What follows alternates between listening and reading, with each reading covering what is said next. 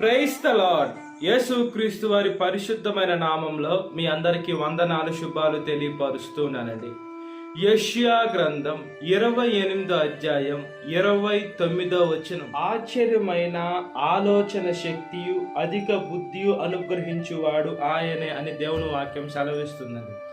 ఆశ్చర్యమైన అధిక శక్తిని దేవుడు మనకిస్తాను అని దేవుని వాక్యం సెలవిస్తుందండి.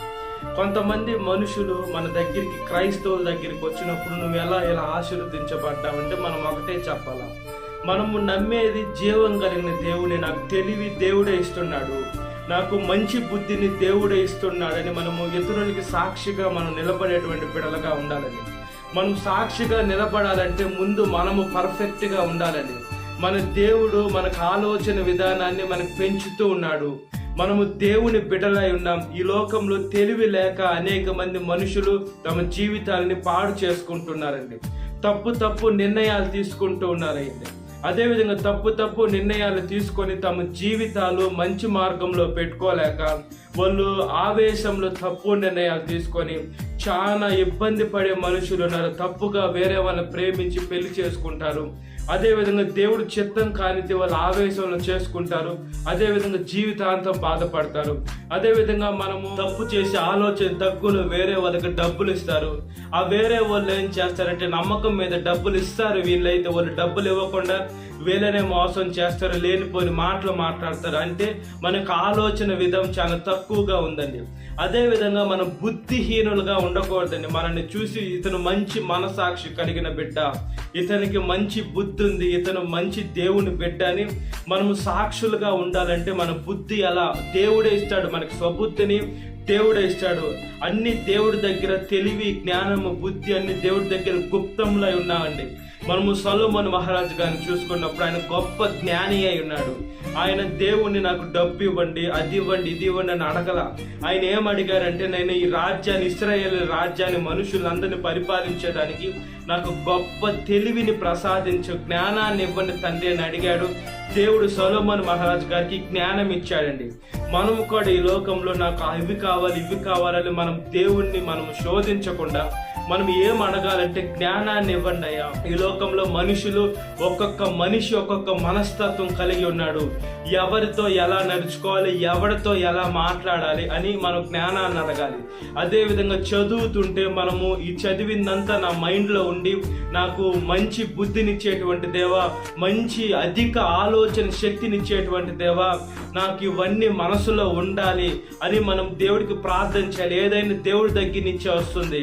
మనకై మనం కొని తెచ్చుకోలేము. ఈ లోకంలో పుట్టిన బిడ్డ ఎవరు కూడా అన్ని తెలుసుకొని రాడండి. ఈ లోకంలోకి వచ్చిన తర్వాత స్కూళ్ళకి వెళ్తారు, పుస్తకాలు చదువుతారు, అప్పుడు వాళ్ళకి జ్ఞానం పెరుగుతుంటుంది.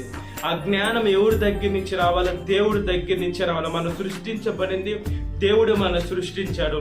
మనం సృష్టించిన సృష్టికర్తను అడగాలి, అయ్యా నాకు జ్ఞానాన్ని ఇవ్వండి. నేను ఏదైనా చదివితే అది నా జ్ఞాపక శక్తి ఉండాలా? లేదా కొన్నిసార్లు మనకి మతిమరుపు ఎక్కువ ఉంటుందండి. మనం ఏదన్నా ఒక విషయాన్ని అనుకుంటాము, అది చేయాలని అనుకుంటాము, అది ఏదో ఒక పనిలో పడి మనం మర్చిపోయేటువంటి బిడ్డలుగా ఉంటాం. అలాంటి మతిమరుపు చాలా డేంజర్ అండి. కొన్నిసార్లు ముఖ్యమైన పనులు కూడా, దేవుని పనులైనా లేదా మనకి ఆరోగ్యం చూపించుకోవాలని కొన్ని ముఖ్యమైన పనులు కూడా మతి మరుపు ద్వారా మనం మర్చిపోతాం. మనం దేవుణ్ణి అడగాల, అయ్యా ఈ మతి మరుపు చాలా డేంజర్ కాబట్టి ఇది నాలో నుంచి తీసివేయండి అని దేవుని ప్రతి ఒక్కటి అడగాలండి. దేవుడు అడుగుడి మీకు ఇయ్యబడును, వెదకటి మీకు దొడుకును, తట్టుడి మీకు తీయబడును అని దేవుని వాక్యం స్పష్టంగా సెలవిస్తుంది.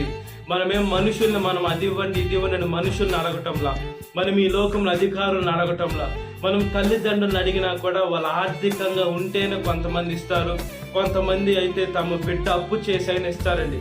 ఈ లోకంలో తల్లిదండ్రుల ప్రేమ కొంచెం బాగుంటుంది. అయితే దేవుని ప్రేమ ఎలా ఉంటుందంటే, మన ఆలోచనలు చాలా తక్కువగా ఉంటాయి, దేవుడు ఆలోచనలు చాలా ఎక్కువగా ఉంటాయి. కాబట్టి అధికమైన ఆలోచన శక్తిని మనకిస్తాను అని దేవుని వాక్యం సెలవిస్తుంది. అంటే దేవుడి దగ్గర అన్నీ ఉన్నాయి. మనం ఆలోచించుకునేదానికి శక్తి కూడా దేవుడి దగ్గర నుంచే రావాలా. మనకి మంచి బుద్ధి రావాలన్న దేవుడే ఇవ్వాలండి. కాబట్టి మనం దేవుణ్ణి అడగాలి. ఈ లోకంలో ఒక సామెత అంటారు, మనం అడగందే తల్లి కూడా మనకు అన్నం పెట్టదని అంటూ ఉంటారు. మనం దేవుణ్ణి కూడా అడగాల. మనకు నోరు ఇచ్చింది ఎందుకు? లేని పనులు నోటుకు వచ్చినట్టు బూతులు తిట్టేదానిక, లేని మాటలు ఉన్నట్లుగా ఉన్నాయి లేనట్లుగా చెప్పుడు మాటలు చెప్పేదానిక మనకు నోరు ఇచ్చింది. మనము దేవుణ్ణి అడగాలండి. ఆయన మన తండ్రి అని చెప్తున్నారు. మనం తండ్రి అని పిలుస్తున్నాము. మన కంటికి కనబడే తండ్రిని నాన్న అది కావాలి, డాడీ ఇది కావాలని మనం అడుగుతాం. మన పరలోకపు తండ్రిని కూడా నోరు తెరిచి ఉపవాసాలుండి మనం ఎప్పుడైతే అడుగుతామో దేవుడు ఖచ్చితంగా మనకు మంచి ఆలోచన శక్తినిస్తాడు, మంచి బుద్ధినిస్తాడు. అందరి మనుషుల మధ్యలో కూడా మనల్ని నిలబెడతాడు. అందరు మనుషులు కూడా ఈ బిడ్డ దేవుని బిడ్డని మనల్ని పట్టి దేవుడి దగ్గరికి వచ్చే రోజులు కూడా దగ్గర ఉంటాయి. కాబట్టి మనం దేవుని వాక్యానుసారంగా బ్రతుకున్నట్లుగా ప్రార్థన. మహాపరిశుద్ధ ఆత్మదేవ, మా ప్రియ పరలోక తండ్రి, మీకు స్తోత్రమయ్యా. మాకు మంచి బుద్ధినిచ్చేటువంటి దేవ స్తోత్రమయ్యా. ఆశ్చర్యమైన ఆలోచన శక్తినిచ్చేటువంటి దేవ స్తోత్రమయ్యా. ఈ లోకంలో మనుషులే ఆశ్చర్యపోతారయ్యా, ఈ బిడ్డకి ఇంత తెలివి ఎక్కడి నుంచి వచ్చింది, ఇంత మంచి మనసు ఎక్కడి నుంచి వచ్చింది, ఇంత మంచి స్వబుద్ధి ఎక్కడి నుంచి వచ్చిందని మనుషులు ఆశ్చర్యపోతారు. ఏమంటే మనుషుల దగ్గర నుంచి రాలా ఏసి, అదే విధంగా పితరుల దగ్గర నుంచి రాలా, ఆ బుద్ధి దేవుడి దగ్గర నుంచి వచ్చింది. మీ బుద్ధి మాకు వస్తే ఎంత మంచిగా ఉంటుందయ్యా. మీ ఆలోచన శక్తిలో కొద్దిగా మాకు వస్తే ఎంత ఆశ్చర్యంగా గొప్పగా ఉంటుందయ్యా. ఒకసారి ప్రాధాయపడుతున్నానయ్యా.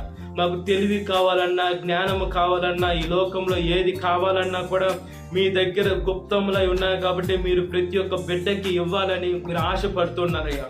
మేము నోరు తెరిచేసే మీ దగ్గర పొందుకునే మంచి మనసును దయచేయండి అయ్యా. అబ్రహాము దేవ, ఇస్సాకు దేవ, యాకోబు దేవ, నా దేవ, మా దేవ, ఒకసారి జ్ఞాపకం చేసుకోండి అయ్యా. సాతాను ఏం చేస్తుందంటే ఎవరిని మింగాల, ఎవరిని ఇబ్బంది పెట్టాల, ఎవరిని ఇలాగ చేయాలని సాతాను దాని అణచరులు ప్రయత్నాలు అలానే ఉంటాయి. సాతాను మీద మేము పూర్తిగా విజయం పొందుకునే శక్తిని దయచేయండి అయ్యా. యవనస్తురాలు ఏం చేస్తుందంటే తమ ఆలోచన శక్తిని పెంపొందించుకోలేక అదే విధంగా బలం ఉంటుంది కాబట్టి కోపంలో, ద్వేషంలో తప్పు నిర్ణయాలు తీసుకొని తమ జీవితాన్ని పాడు చేసుకుంటున్నారు. మీ చిత్తం కాని పనులు చేసి ఇబ్బందికి లోనవుతున్నారయ్యా. ఒకసారి జ్ఞాపకం చేసుకోమని అడుగుచున్నాను. ప్రతి ఒక్క బిడ్డ మీ మార్గంలోకి నడిచే మంచి మనసును దయచేయండి. ఇప్పుడు మా ఆవేశంలో తప్పులు చేస్తే మళ్ళా దానికి మేమే బాధపడాలి, మాకై మేమే బాధ్యులు అవుతాం. సహాయం చేయమని అడుగుచు సాతాను శోధన ప్రతి ఒక్క బిడ్డను విడుదల దయచేసి ఈ వాక్యం వింటున్న ప్రతి ఒక్క బిడ్డను పేరు పేరున జ్ఞాపకం చేసుకుని దినకాలపు దీనితో నింపమని నజరేయుడైన యేసుక్రీస్తు వారి పరిశుద్ధమైన నామములో మిక్కిలి వినయం తలుచున్నాను నా పరలోక తండ్రి. ఆమేన్. Praise the Lord. God bless you. Have a great day.